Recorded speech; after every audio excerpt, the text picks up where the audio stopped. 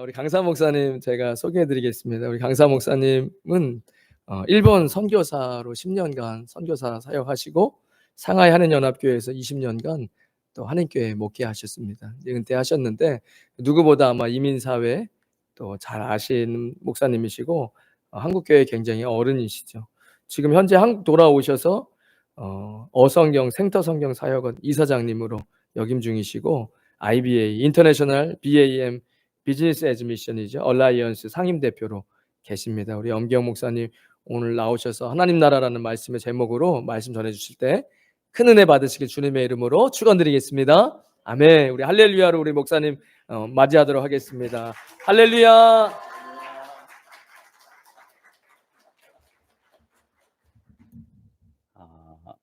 제가 상하이에 있을 때 우리 상하이 교인들에게 제일 많이 했던 말이 있습니다. 여러분이 선택하고 결정했던 회사가 보냈던 우리의 인생의 걸음은 하나님의 주권적 섭리 아래에 있습니다. 그러기에 우연히 어쩌다 상하이에 있는 것이 아니라 하나님의 주권적 섭리 가운데 상하이에 있는 줄 압니다. 그런 말을 자주 했거든요. 여러분도 동일하게 여러분이 선택하고 결정했던 회사가 보냈던 자녀들 때문이든 어떤 이유든 우연히 우리 인생을 방치하시는 하나님이 아니시라 하나님의 주권적 섭리 가운데 여러분들을 이 마닐라 땅에 있게 하시는 줄 믿습니다. 우리 시간 관계상 제가 좀 빨리빨리 좀 넘어가도록 하겠습니다. 왕이신 예수님이신데요. 신이 있느냐 없느냐, 신의 존재 여부는 증명의 문제가 아니라 전제나 선택의 문제입니다. 신이 있느냐 없느냐, 신의 존재 여부는 증명의 문제가 아니라 전제나 선택의 문제입니다. 우리가 전도하다 보면 하나님이 정말 살아계십니까? 정말 살아계시다면 과학적 논리적으로 설명하고 증명할 수 있다면 내가 하나님을 믿겠습니다 라고 말하는 사람이 있습니다. 그러나 신이 있느냐 없느냐, 신의 존재 여부는 증명의 문제가 아니라 각 사람이 갖고 있는 세계관, 각 사람이 갖고 있는 신념에 따른 전제나 선택의 문제입니다. 왜 그러냐면 학교에서 아마 저 때는 빅뱅 이론이라는 걸 그렇게 크게 배우진 않았는데 이제 저보다 좀 후배 되시는 분들은 아마 학교에서 빅뱅 이론을 배우셨을 거예요. 138억 년 이전에, 몇 년 전이요? 138억 년 이전에 어떤 원초적인 물질이 있었다는 거예요. 이 원초적인 물질이 어떻게 해서 생겼는지는 알지 못하지만 이 원초적인 물질이 긴 시간에 걸쳐서 우연의 방식으로 그래서 오늘날 같은 우주와 인간이 형성되어졌다라고 하는 우주와 인간의 기원을 설명하는 과학적 과설 중에 하나가 바로 이 빅뱅 이론이에요. 이 빅뱅 이론이 진화론자, 무신론자들의 기본 철학이 됩니다. 그렇다면 이 빅뱅 이론대로 한다면 어떤 신은 창조주라고 말하는 분이 있다면 그분은 138억 년 이전서부터 있어야 돼요. 과학적 사고를 하시는 분은 빅뱅 이론을 받아들인다면 그래요. 그럼 빅뱅 이론대로 한다면 우리는 하나님을 창조주라고 말한다면 그 창조주는 138억 년 이전서부터 있어야 되는 거거든요. 우리는 하나님을 믿는 분들은 하나님은 영원 전서부터 계신다 그러니까 그분은 138억 년 전서부터 있어야 되는 거예요.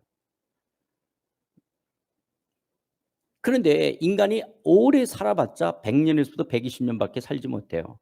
100년, 120년 정도밖에 살지 못하는 인간의 인식 속에 138억 년 이전서부터 거하시는 그 신을 담을 수 있냐라고 하는 거야. 증명해낼 수 있냐라는 거야. 만약에 증명해낸다면 그 신은 인간보다 작은 존재가 되죠. 이게 애니메이션이 안 되나 보죠. 이게 다 한 장에 다 나와가지고 바둑이나 장기를 둘 때 상대방 수가 안 읽힌다. 그 사람이 고수예요.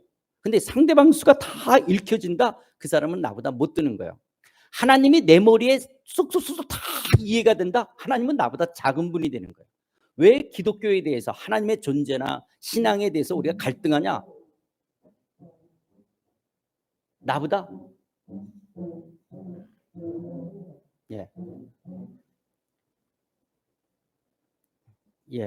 참새도 오고 좋네요 아주.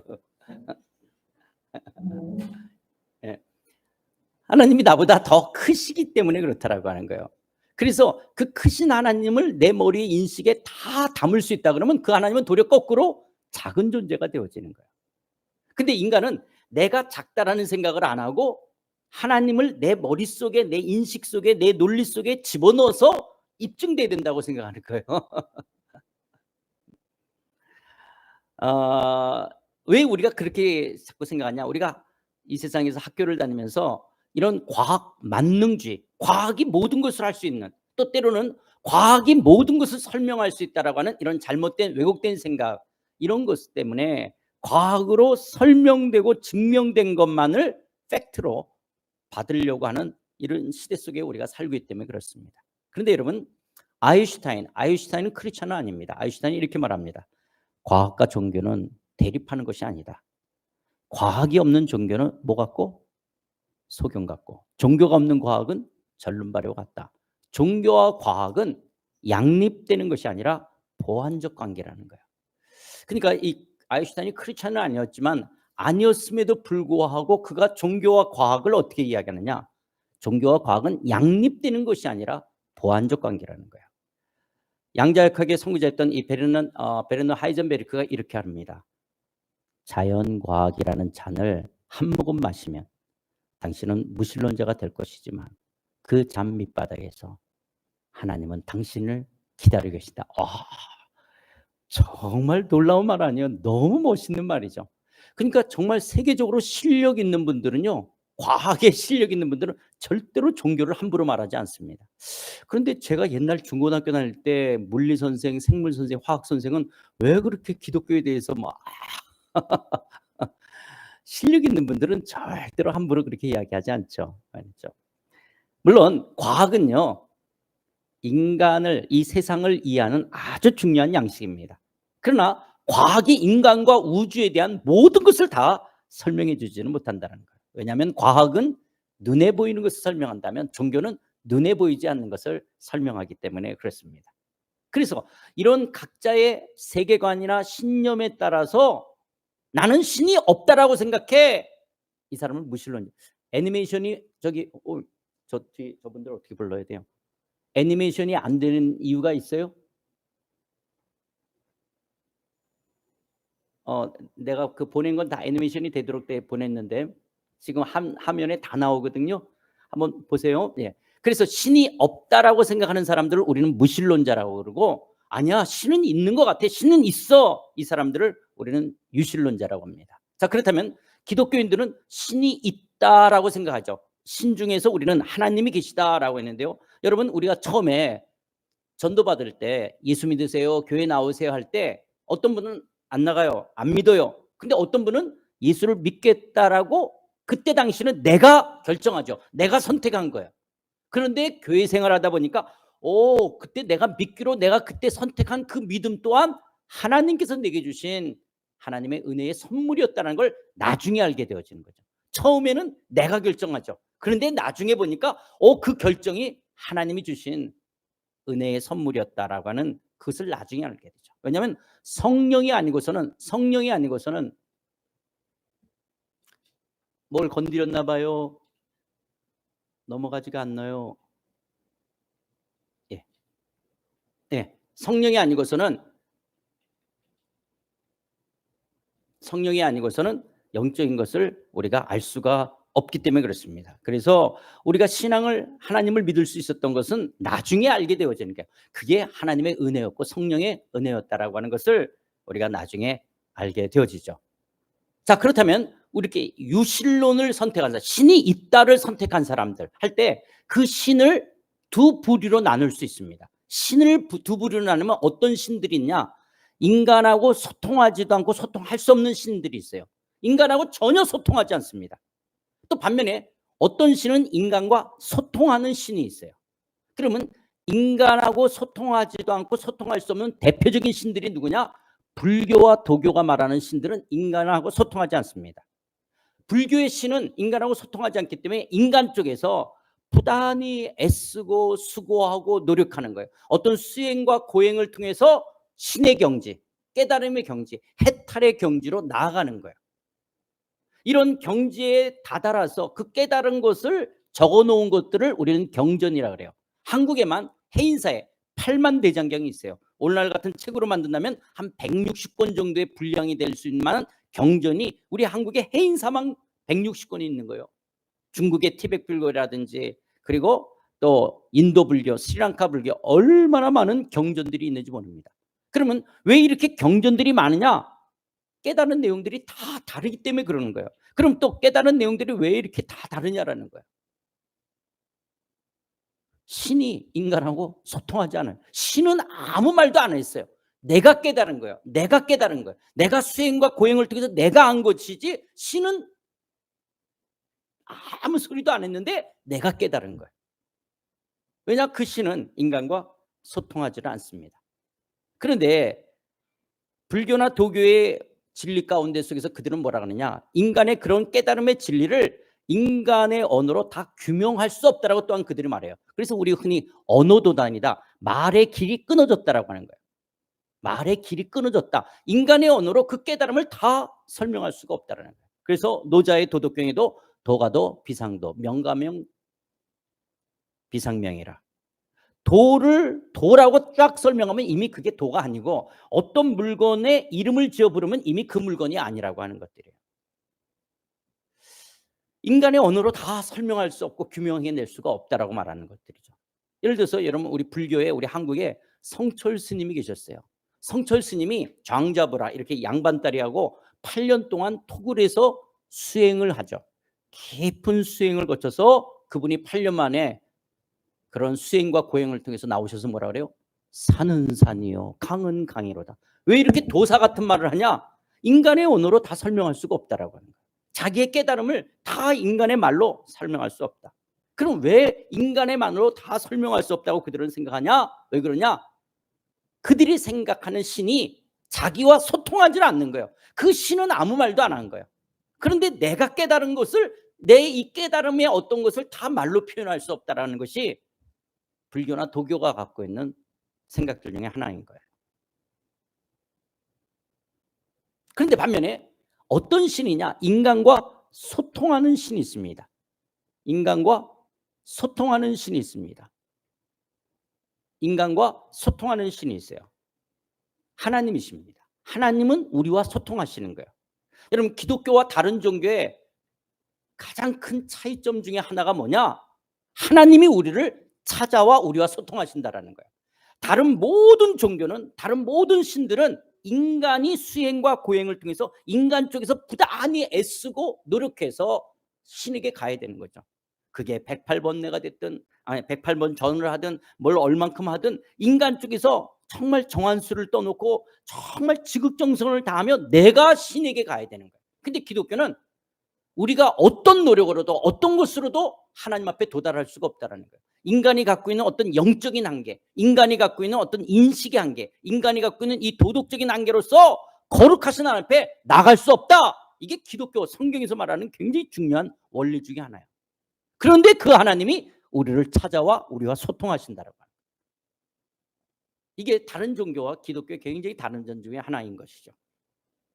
그렇다면 여러분, 하나님이 제일 먼저 누구랑 소통하셨을까요? 하나님이 제일 먼저 누구랑 소통하셨을까요? 하나님이 제일 먼저 누구랑 소통하셨을까요? 모세랑 소통하십니다. 그냥 놔두실까요? 예, 예. 아, 여기 뒤에는 나오는구나.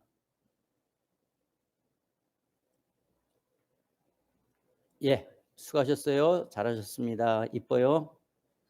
하나님, 여기 답이 다 금세 나왔네. 하나님이 제일 먼저 누구랑 소통하셨냐? 하나님이 제일 먼저 아담, 하와랑 소통하셨죠. 아담과 하나님이 소통하셨다. 아담이 노아랑 소통하셨다. 아담이 미안합니다. 하나님이 아담과 소통하셨다. 하나님이 노아랑 소통하셨다. 하나님이 아브라함, 이삭, 야곱과 소통하셨다라고 하는 것을 누구에게 이야기했느냐? 하나님이 모세에게 이야기하신 거예요. 그러니까 여러분, 선악과 이야기를 누가 기록하는 거예요? 모세가 기록하는 것이죠. 모세 이야기를 자기가 기록하고 있는 것이죠. 그러니까 지금 하나님이 제일 먼저 누구랑 깊게 소통하셨냐? 하나님은 모세랑 소통하시는 거예요. 그런데 하나님이 이렇게 모세랑 깊게 친구처럼 소통하셨던 그 하나님이 처음에 모세에게 찾아와서 이제 이스라엘 애굽에 가서 이스라엘 민족을 출애굽시키라고 하는 거예요. 출애굽시키라고 하는 거예요. 그런데 모세에게는 상처가 있죠. 그가 이스라엘 사람으로서 또 그가 태어났을 때 2살 미만의 아이들을 다 버려야 되는, 죽여야 되는 그런 비극적인 그런 상황 속에서 태어나서 버려졌다가 또 바로 공주의 아들로 40년을 자라가게 되잖아요. 그러다가 애굽 사람을 때려 죽인 것이 드러나는 것으로 인해서 그가 미디안 광야에서 40년 동안 그냥 광야의 노인으로 변해버리죠. 그런 모세를 찾아와서 애굽에 가서 이스라엘 민족을 출애굽을 하라 그러니까 모세는 그렇게 할 수 없다라고 이야기하는데도 뭐 지팡이를 던지라 그랬더니 갑자기 뱀이 되고 손을 집어넣었다가 또 빼라니까 문둥병 한센병화 되고 또 집어넣었더니 깨끗해지고 나는 말을 못한다니까 네 형이 같이 가라 그러고 이렇게 해서 가라 가라 하니까 모세가 그래요. 그러면 내가 이스라엘 사람들한테 가서 누가 나를 보냈다라 그럴까요? 도대체 당신은 누구십니까? 라고 할 때 하나님께서 뭐라 그러느냐? 나는 스스로 있는 자라고 말해요. 나는 스스로 있다. 여기 스스로 있다라고 한국말로 번역되어 있기 때문에 스스로 자존 이렇게 생각하는데 그게 아니라 나는 스스로 있다라는 말이 무슨 말이냐? 헬라어로 에고에미. 나는 나다라는 뜻이에요. 나는 나다. 그러니까 여호와 하나님의 이름의 뜻이 뭐냐? 나는 나다. 근데 나는 나다라는데 히브리어 속에서 하나님의 이 이름을 현재형으로도 표현하고 미래형으로 표현한다면 I will be that I will be. 내가 나라는 존재가 누구인지를 드러나는 것을 통해서 내가 될 건데 이 내가 누구인지를 드러나는 것을 통해서 내가 누구인지를 알게 될 나는 나다. 이게 여호와라는 이름의 뜻이에요. 나는 나다. 그래서 예수님이 풍랑이는 바다에 찾아왔을 때 내니 두려워 말라. 이 내니 에고에임이 이게 하나님의 이름, 하나님의 속성을 드러내는 거거든요. 나다, 나다. 그런데 지금 하나님이 당신을 드러내면서 내가 누구인지를 드러내겠다는 거예요. 내가 누구인지를 알게 해주겠다는 거예요. 그런데 하나님이 내가 당신을 드러내는데 내가 누구인지를 알게 될 나는 나인데 내가 나를 어떻게 드러내냐? 제일 먼저 역사상 이스라엘 민족을 택해서 이스라엘 민족과 제일 먼저 소통하시겠다는 거예요. 그래서 이스라엘 민족의 역사 속에 개입하셔서 이스라엘 민족의 역사 속에서 여러 사건을 통해서 내가 누구인지를 이야기하겠다. 그래서 이스라엘 민족들이 경험하는 그 하나님이 어떤 하나님인지를 알게 할 그 하나님을 드러내겠다는 거예요. 그렇다면 왜 하고 많은 민족 중에 제일 먼저 하나님이 이스라엘과 소통하시냐라는 거예요. 우리 한국 사람하고 소통했으면 제일 좋을 텐데 마치 왜 하나님이 제일 먼저 모세랑 소통하셨을까? 왜 하나님이 이스라엘과 소통하셨냐라는 거예요. 그런데 여러분 그러니까 모세 때 하나님이 이스라엘 민족과 소통하시겠다고 할 때 그 이스라엘 민족은 애굽의 노예 생활하면서 정말 형편없는 만물의 찌꺼기같이 여겨졌던 사람들이 이스라엘이에요. 지금은 과학과 문명이 발전하니까 이스라엘의 강대국으로 지금 여기지만 이때 당시는 정말 낳은 아들을 다 죽게 되는 종족 살상이라는 절체절명의 위기에 있었던 민족이 이스라엘이에요. 그런데 하나님께서는 이렇게 정말 만물의 찌꺼기 같고 형편없는 민족인 이스라엘을 찾아오셔서 이스라엘과 소통하시면서 내가 누구인지 당신이 누구인지 하나님이 누구인지를 드러내시고 그것을 기록하도록 내가 하나님이라는 존재가 어떤 분인지를 기록하여 텍스트화하라. 그래서 만들어진 것이 구약 성경인 거예요. 그래서 구약 성경을 통해서 하나님이 누구인지를 알게 하시도록 하는 것이죠. 왜 하나님은 이스라엘 민족과 제일 먼저 소통했냐? 그건 우리가 알 수가 없어요. 여러분 우리 좀 나이 드신 분 어렸을 때 동네에 엿장수가 오죠. 엿장수 자기가 왔다고 가위질하죠. 엿장수가 가위질을 몇 번 하죠? 역장수 마음대로. 그런 것처럼 하나님이 왜 하고 많은 민족 중에 제일 먼저 이스라엘과 소통했냐라는 거예요. 그건 우리가 알 수가 없어요. 그건 하나님의 주권 속에 있는 거죠. 그런데 이스라엘을 선택한 이유를 제일 먼저 선택해서 그렇게 소통하신 이유를 성경은 모든 민족보다 가장 작기 때문에 그랬다라고 성경은 이야기하고 있어요. 여러분 이것이 얼마나 오늘 우리들에게 은혜가 되는지 모릅니다. 왜냐하면 가장 미천했던 이스라엘과 소통하셨던 그 하나님은 나 같은 사람에게도 찾아와 소통해 주신다는 거예요. 이게 얼마나 놀라운 은혜입니까? 나같이 미천한 사람, 그것이 내가 배우지 못했던 내가 잘생기지 못했든, 내가 권력이나 힘이 없든, 돈이 없든, 나 같은 사람. 아니, 정말 하나님 앞에 악을 행하고 죄를 행하고 정말 내가 더럽고 추한 존재인데도 그런 나에게도 찾아와 소통해 주신다는 거예요. 이게 얼마나 놀라운 은혜인 거예요. 이스라엘을 소통하셨다면, 이스라엘 민족을 택하셔서 소통하셨던 그 하나님이 오늘도 여전히 가장 비천한 나에게도 찾아와 소통해 주신다는 거예요. 그러면서 하나님께서는 이스라엘 민족과 함께 하시면서 그 이스라엘 민족을 통해서 하나님은 당신의 뜻을 드러내시는 거죠. 하나님의 구원의 역사를, 하나님이 어떻게 죄 가운데 인류의 역사를 구원해 가시느냐, 하나님의 이 구원 역사를 이스라엘 백성에게 말씀하시는 거예요. 그런데 그런 말씀을 우리는 성경을 통해서 이제 그 계시됐던 그 하나님을 우리는 성경을 통해 읽다 보면 우리 안에 어떤 질문이 생기냐, 왜 기독교는 남의 나라 국사책을 읽느냐라고 하는 질문. 나도 그런 질문을 해본 적이 있다. 왜 기독교는 이스라엘 역사책을 읽지? 그걸 왜 성경이라고? 그런 생각을 해보셨던 분? 예, 여러분들은 다 우리 여기 자매님 외에는 다 믿음이 좋아서 그냥 어떤 분들은 여러분 이거 읽으면서 그런 생각하는 거예요. 왜 기독교는 이게 이스라엘 역사잖아요. 왜 남의 나라 역사책을 읽으면서 이걸 경전 성경이라고 해야지 그러죠. 여러분 그런 생각이 드는 게 당연하죠. 왜냐? 구약 성경이 이스라엘 역사가 나오니까. 그런데 여러분 지금 중동 지방에 있는 이스라엘 국사책과 성경은 달라요. 어떻게 다르냐면 어떤 왕이나 그때 당시 어떤 연대나 어떤 사건들은 동일한데 기록 관점이 다른 거죠. 이스라엘 국사책에는 왕 사관으로 왕이 영토를 넓혔다든지 나라를 부강시켰다면 그 왕 중심으로 기록되어 있어요. 성경은 이스라엘 역사 속에 하나님이 소통했기 때문에 역사가 동일하게 나오지만 하나님은 그 역사 속에 내가 누군지를 이야기하는 거예요. 그러니까 우리는 성경을 읽으면서 이스라엘 역사지만 그 역사 속에 하나님은 이런 분이구나, 하나님은 이렇게 일하셨구나, 하나님은 이렇구나, 이것을 아는 거예요. 그렇기 때문에 전혀 관점은 다르다는 거예요.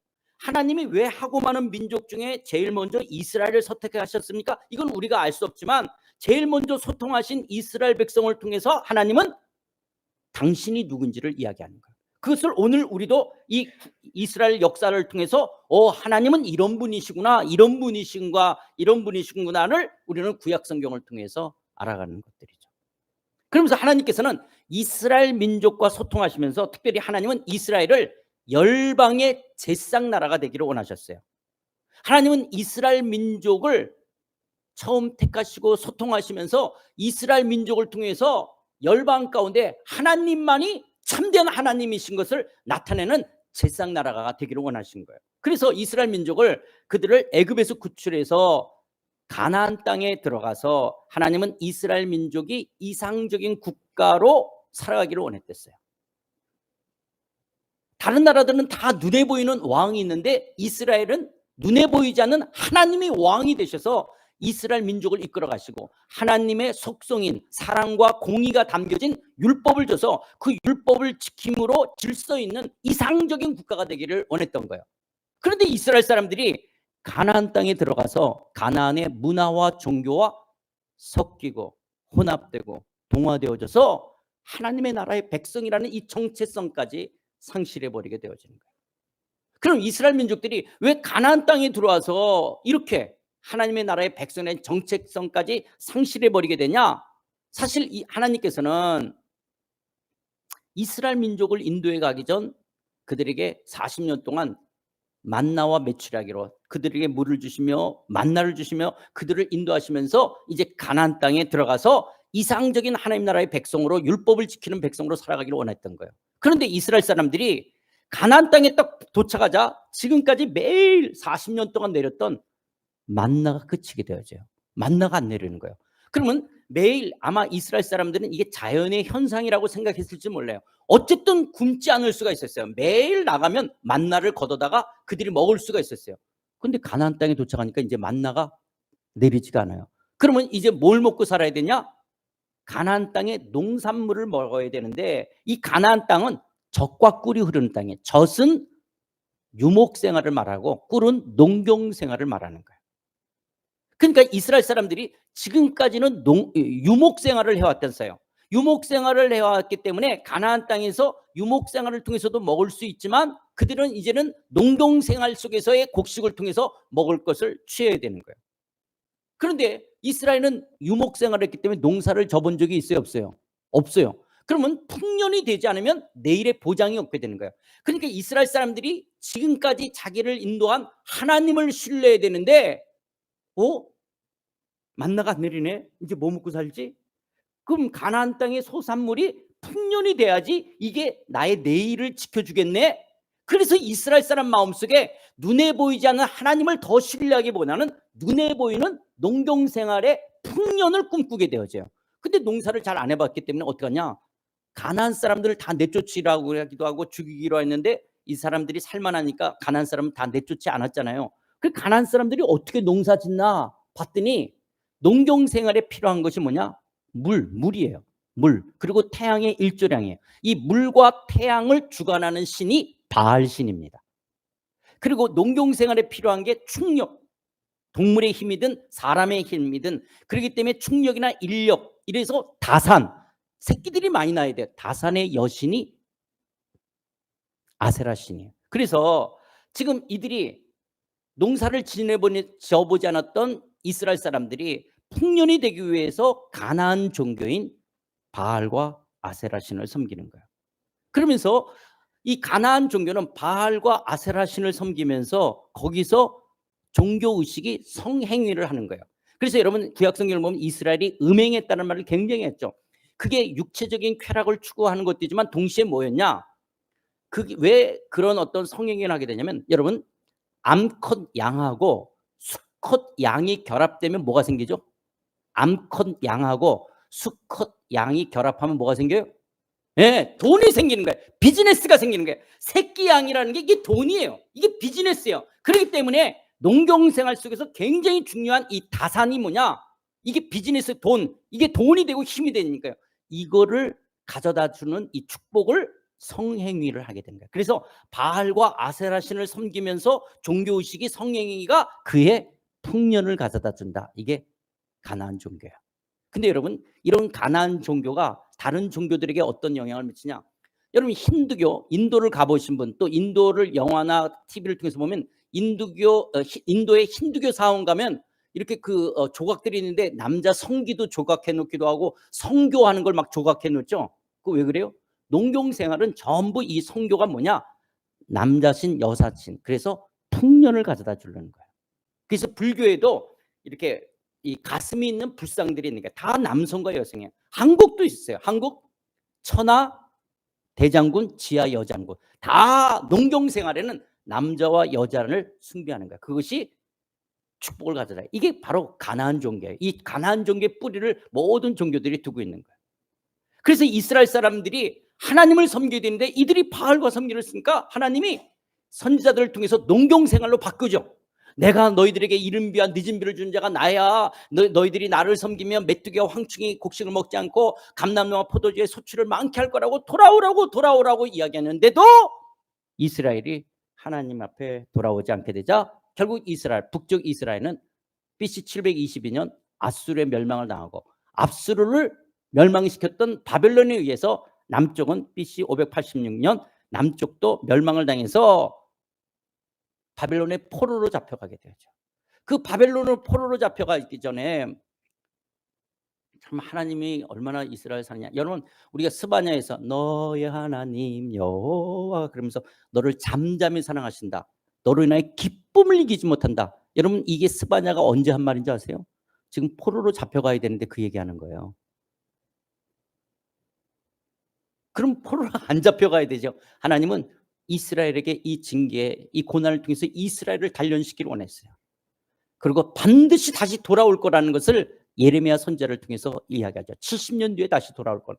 그러나 이스라엘은 하나님을 신뢰하지 못하니까 도리어 애굽을 의지하고 바벨론으로 포로로 안 잡혀가려고 바둥바둥하는 것이 더 유다의 고통이 되게 되죠. 결국 이들이 포로로 잡혀가고 멸망해서 포로로 잡혀가고 하나님이 말씀하신 대로 70년 뒤 다시 예루살렘으로 돌아오게 되어져요. 예루살렘으로 돌아왔지만 이스라엘은 이제 바벨론의 식민지, 그 다음에는 바벨론을 멸망시킨 페르시아의 식민지 사회에 있었어요. 페르시아를 헬라가 멸망을 시키죠. 그래서 알렉산더 대왕의 식민지 하에 있었어요. 그런데 알렉산더 대왕이 일찍 요절하게 되자 그의 신하들에 의해서 분할 정치가 이루어지게 되었는데, 이 프텔레마이오스 왕조에 의해서 이스라엘은 식민지 생활하다가 이 셀루쿠스 왕조의 식민지 생활을 하고 있었어요, 이스라엘이. 근데 이 셀루쿠스 왕조의 식민지 생활할 때 거기에 안티오코스 4세라는 사람이 예루살렘 성전에다가 제우스 신상을 갖고 오고 돼지떼가를 갖고 오는 거예요. 비록 이스라엘이 지금까지 식민지 생활하지만 이건 견딜 수가 없는 거였죠. 이런 수치와 모욕이 어디 있어요. 이들은 율법을 지켰던 사람들이고 형식적이었다 할지라도 그들이 발끈하게 되어져. 누가 제일 많이 발끈할까요? 제사장그룹이에요. 그래서 제사장그룹에 이 마따다의 그 유다의 마따디아가 마카비 혁명을 통해서 이스라엘이 반짝 독립운동을 합니다. 그게 하스몬 왕조예요. 그래서 이스라엘이 하스몬 왕조로 100년을 유지해 갈 때 로마에서 폼페우스 장군이 군대를 끌고 내려오게 되어져요. 군대를 끌고 내려와서 이 하스몬 왕조를 무너뜨릴 때 이스라엘 옆에 에돔이라는 국가가 있었죠. 에돔은 야곱의 형 에서의 후예들이에요. 에서, 그러니까 사실 에돔과 이스라엘은 형제지간이죠. 형 에서와 야곱, 그렇잖아요. 그런데 그때 에돔의 헤롯가문이었던 이 안티파트 2세가 폼페우스 장군을 도와주는 거예요. 폼페우스 장군을 도와줘서 이스라엘의 하스몬 왕조를 멸망시키고 가게 되어질 때 이 폼페우스가 이 안티파트 2세에게 너 이제 에돔만 다스리지 말고 너 이제 이스라엘도 네가 다스리라고 집정관으로 세우게 돼서 졸지에 헤롯 가문이 이스라엘의 왕노릇하기 시작하는 거예요. 그러면서 또 시간이 흐르면서 로마가 삼두 정치를 하게 되어질 때 지금 이집트 쪽에 왕이 클레오파트라, 그런데 이 안토니우스가 이집트와 팔레스타인 쪽을 전체를 다스리는 사람이 안토니우스가 되고 로마 쪽을 다스리는 사람이 옥타비아누스가 되어져요. 그런데 이 헤롯이 이제 안티파트 2세가 죽고 그 아들이 들어서면서 이 헤롯 왕이 지금 안토니우스를 극진히 섬기게 되었어요. 그래서 안토니우스가 로마에다가 이야기해서 이 헤롯을 왕으로, 정식 왕으로 이스라엘에 명령해서 이스라엘의 왕이 헤롯이 돼 있었던 거예요. 그래서 이 헤롯은 안토니우스를 잘 섬기고 있었는데 어느 날 안토니우스하고 옥타비누스가 악티움의 전 싸움이 붙게 됐어요. 그 싸움이 붙어서 안토니우스 군대가 지고 안토니우스는 자살해서 죽게 되어집니다. 그리고 이제 천하를 옥타비누스가 통일하게 되어져요.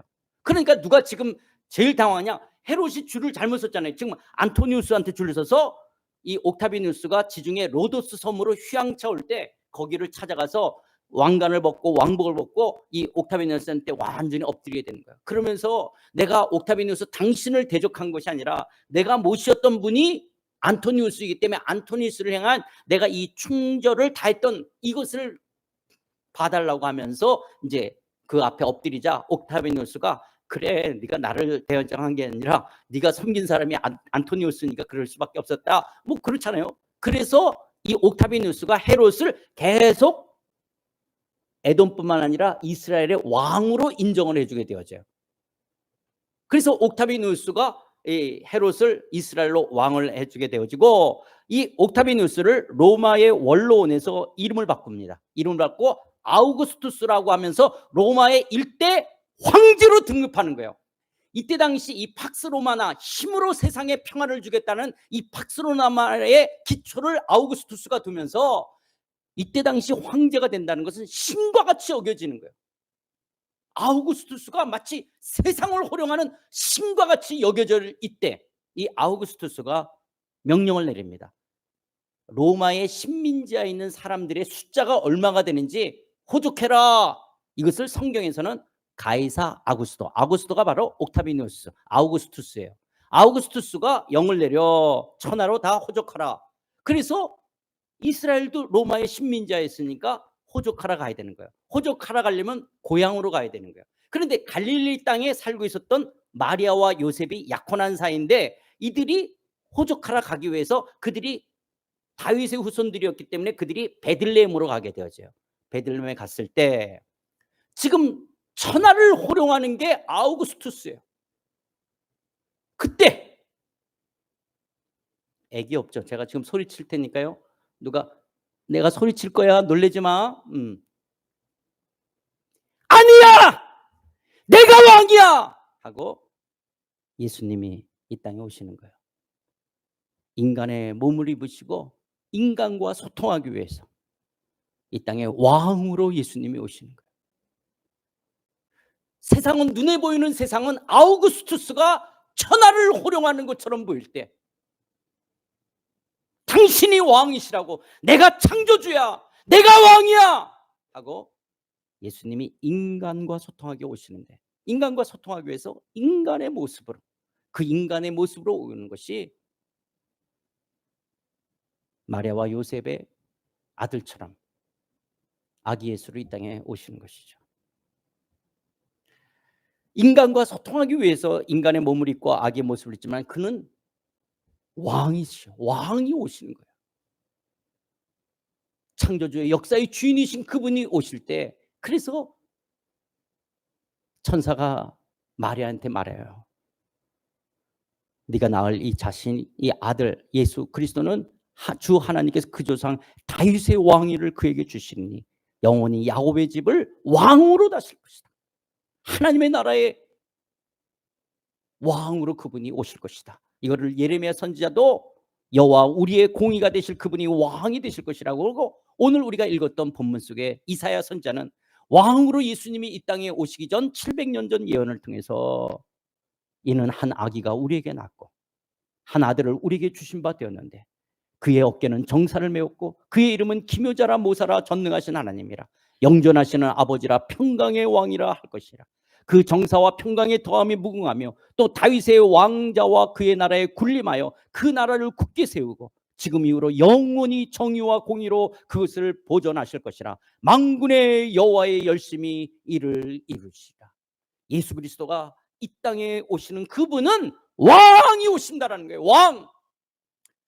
우리가 이 12월 성탄절이 되면 백화점과 상점에는 밀랍 인형으로 예수님의 모습을 만들고 아기 예수님, 그래서 마치 평화의 상징인 것처럼 이 크리스마스에 장식을 하지만 그분은 아기가 아니라 왕이에요. 왕. 그런데 우리와 소통하기 위해서 인간의 모습으로 와야 되니까 그냥 30살 어른으로 오는 것이 아니라, 그래서 예수님도 이 땅에 성령으로 잉태돼서 아기로 인간의 모습으로 와야 되기 때문에 인간의 모습으로 오시는 거예요. 아기로 오시는 거예요. 그러나 그는 역사의 주관자가 되시는 창조주의 왕이 오신 거라는 거예요.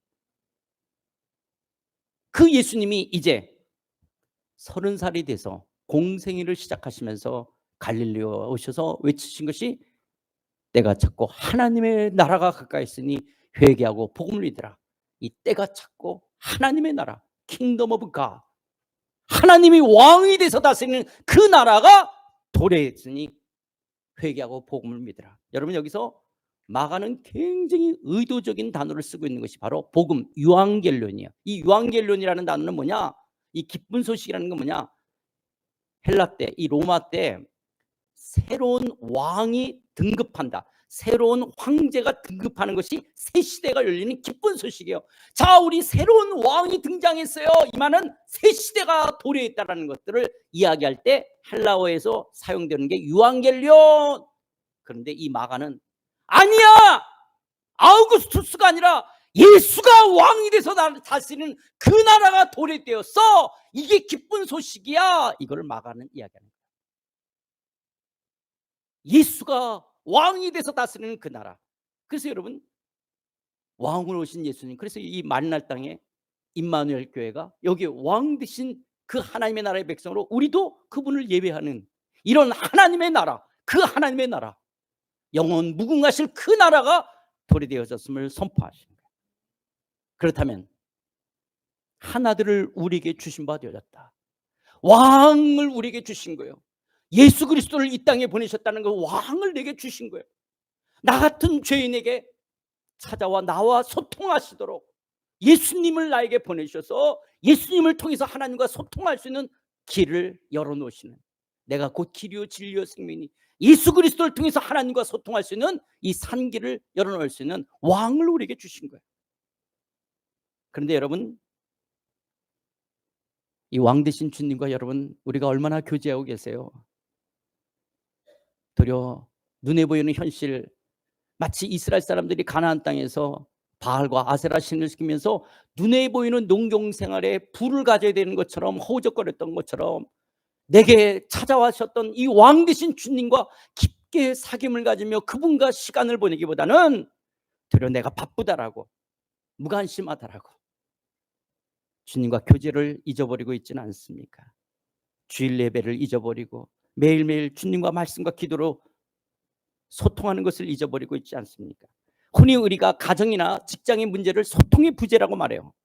여러분, 어쩌면 우리들의 모든 영적인 문제는 어딨냐? 주님과의 소통의 부재가 있는 거예요. 주님과 깊게 사귐을 가지려고 하지 않는 거예요. 주님과 소통을 하지 않는 거예요. 마치 이스라엘 사람들이 가나안 땅에 이스라엘을 보내서 이상적인 국가로 하나님이 그들을 이끌어 가시려고 했는데 그 하나님을 찾기보다는 바알과 아세라 신을 섬겼던 것처럼 여전히 오늘 우리들은 하나님과 소통하지 못한 거예요. 그러나 오늘 내 삶의 왕 되신 하나님은 성령 안에서 우리가 말씀과 기도로 소통하기를 기다리고 계시는 거예요.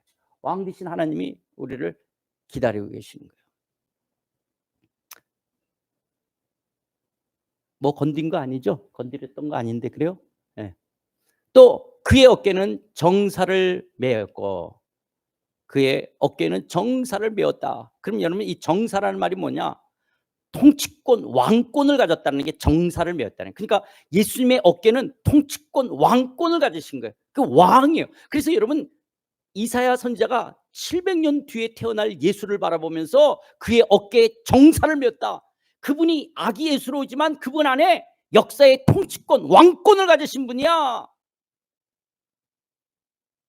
그래서 온 우주를 다스리고 온 인류의 역사를 주관하실 분이에요. 그렇다면 그 통치권을 가지신 예수님, 내 삶에 찾아오신 그 왕의 그분의 어깨 위에 내 인생이 있다라고 하는 거예요.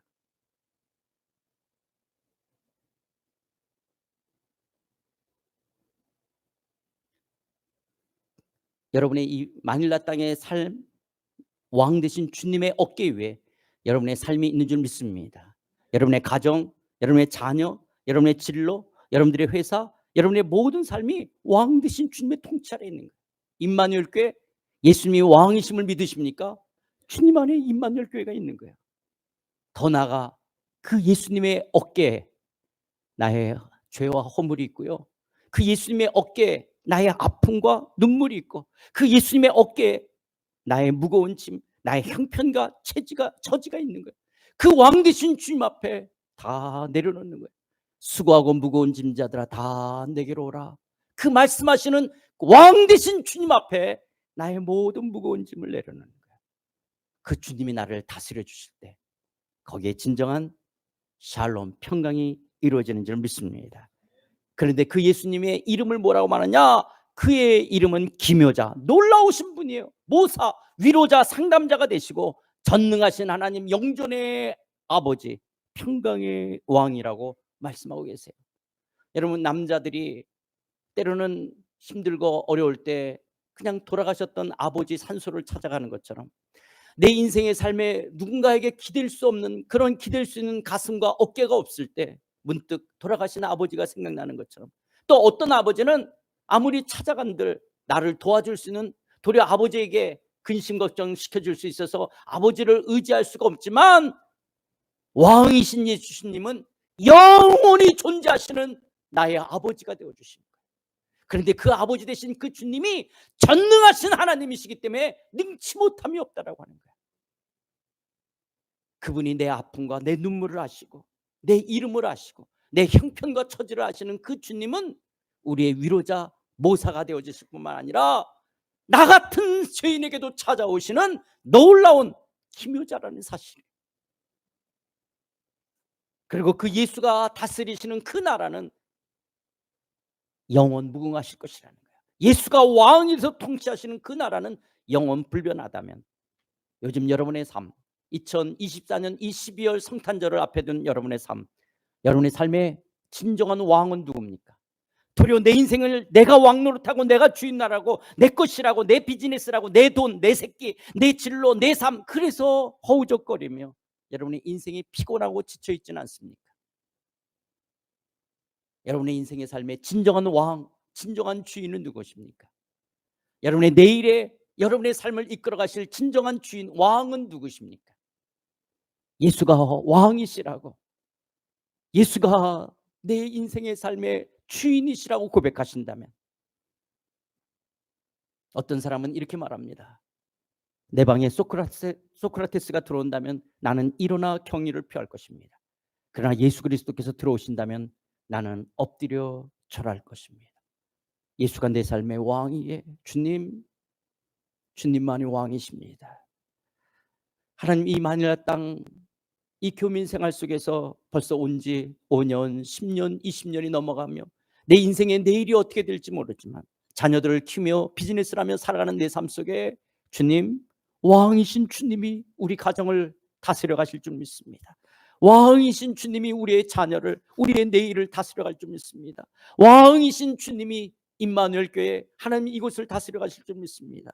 주님만이 왕이십니다. 주님만이 왕이십니다. 우리의 가정뿐만 아니라 우리의 비즈니스, 일터 현장, 주님이 왕이십니다. 내가 비록 사장이고 내가 회사의 부장이라 할지라도 이 회사의 진정한 왕이 주님이십니다. 주님, 우리 회사를 다스려 주십시오. 주님이 다스려 주옵소서. 때로는 육체의 질병에 중환자실에, 때로는 침대에 누워있는 부모, 내가 인간의 힘으로 어떻게 할 수도 없고 낫게 할 수도 없지만 주님, 침대에 누워있는 우리 가족, 거기도 주님은 왕이십니다.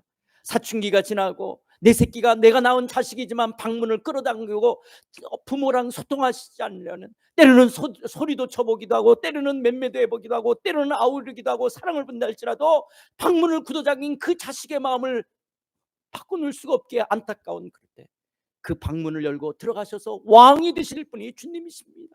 주님 앞에 우리의 자녀를 올려드립니다. 왕 되신 주님 앞에 우리의 비즈니스를 올려드립니다. 왕 되신 주님 앞에 내 내일의 삶을 의탁합니다. 왕 되신 주님, 나를 다스려 주시옵소서. 그럴 때 주께서 여러분의 삶에 기묘자가 되시고 모사가 되시고 영존하신 아버지, 전능하신 하나님, 평강의 왕이 되어줄 줄 믿습니다. 이 2024년 12월 달, 여러분들이 비록 척박한 필리핀 마닐라 땅에 살지만 왕 되신 주께서 여러분과 함께 하심을 기억하며 그 주님의 통치하심 앞에 하늘에 놀라우신 은혜를, 이 소통하시는 주님의 이 평안을 깊게 누려가는 여러분들이 다 되시기를 주님의 이름으로 축원드립니다. 이제는 우리의 왕이신 우리 주 예수 그리스도의 은혜와 우리를 사랑하시되 끝까지 사랑하시는 하나님 아버지의 그 크신 사랑과 우리를 진리 가운데 살아가시도록 진리로 인도하시는 성령 하나님의 감화 교통 충만하심이 기묘자요 모사요 영존하시는 아버지요 전능하신 하나님이요 평강의 왕 되신 주님이 내 삶에, 우리의 가정에, 그리고 우리의 비즈니스와 이 마닐라 땅의 삶에, 내일에, 그리고 임마누엘 교회 왕이심을 고백하며 왕 되신 주님만 찬양하며 왕 되신 주님만 사랑하며 왕 되신 주님만 의뢰하며 살아가겠다라고 믿음에 결단하는 사랑하는 모든 심령들을 머리 위에, 임마누엘 교회 위에 이제부터 영원토록 함께 계실지어다. 아멘.